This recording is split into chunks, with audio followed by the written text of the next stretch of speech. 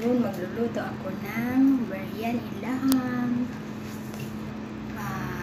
Karni at saka bigas, ihalo siya. Gagawin natin yan, biryani laham. Ngayon, hugasan natin ang bugas. Tapos na. Ayan. Gilagay ko na ang bugas. I-boil ko to. Ayan. Yung tubig, nilagyan ng konti ng asin.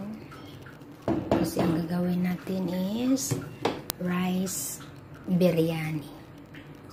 Yan. Ayan yung karne natin na ilagay sa biryani. Laham biryani to. Ayan. Ginisa ko na yan. Ihulog ko na lahat ng mga carrots at saka butat. Tapos, yan siya. Ilagay mo na lang ito sa karne. Kita ko ngayon.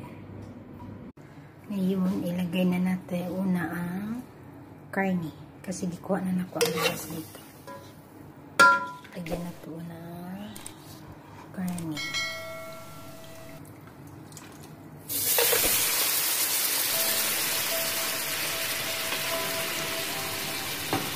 Sandali itong i-off ko yan.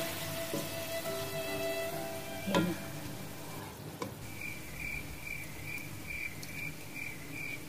Ganun.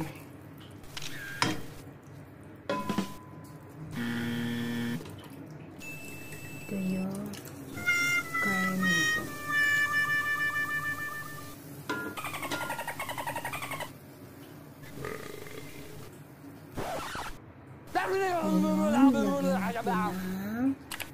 Kanin.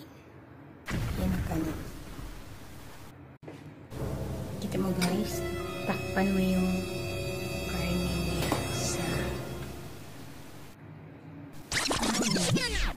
a few inches later, a few moments later. Tapos, karne na naman yung mga salt. Eventually, Pinito ka magawa ng biryani. Wala. meanwhile, Ba yan?